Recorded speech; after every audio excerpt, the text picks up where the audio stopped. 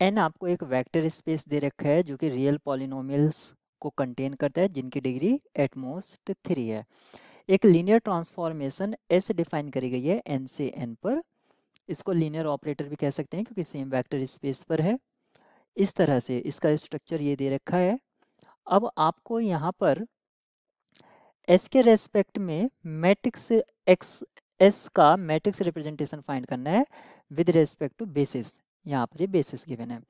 तो करेंगे कैसे? सबसे पहले इनपुट और आउटपुट यानी कि डोमेन और कोडोमेन के लिए बेसिस सेम है। डोमेन और कोडोमेन के लिए बेसिस सेम है।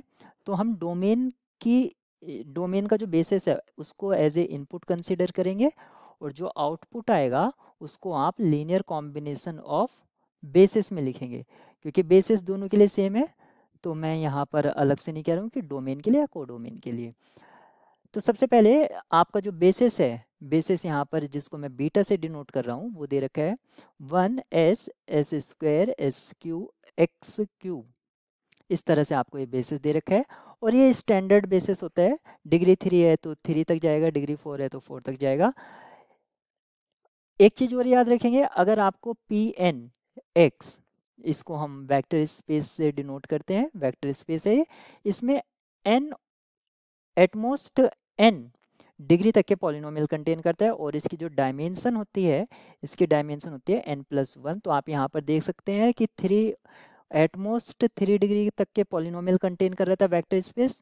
तो बेसिस में 4 एलिमेंट्स हैं। तो सबसे पहले मैं फर्स्ट एलिमेंट का इनपुट चेक कर, आउटपुट क्या है वो चेक करता हूँ।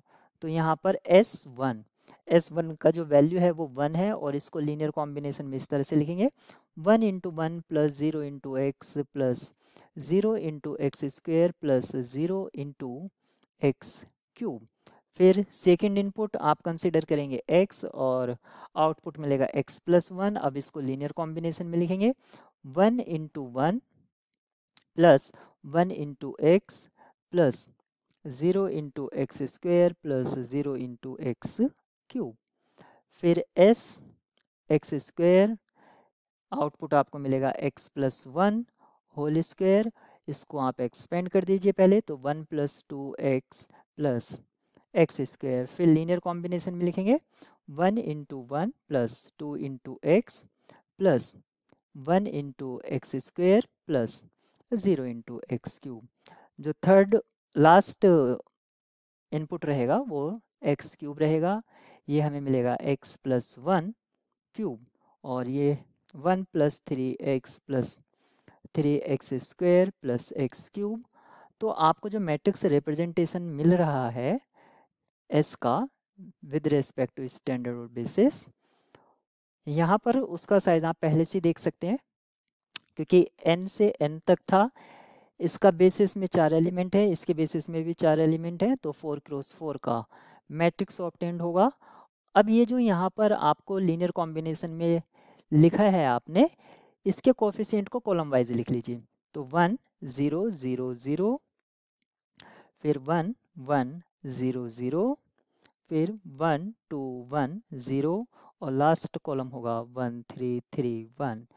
अब इससे अगर आप मैच करते हैं तो आपको इसका ऑप्शन बी यहाँ पर देखने को मिलता है। तो ऑप्शन बी राइट की होगा।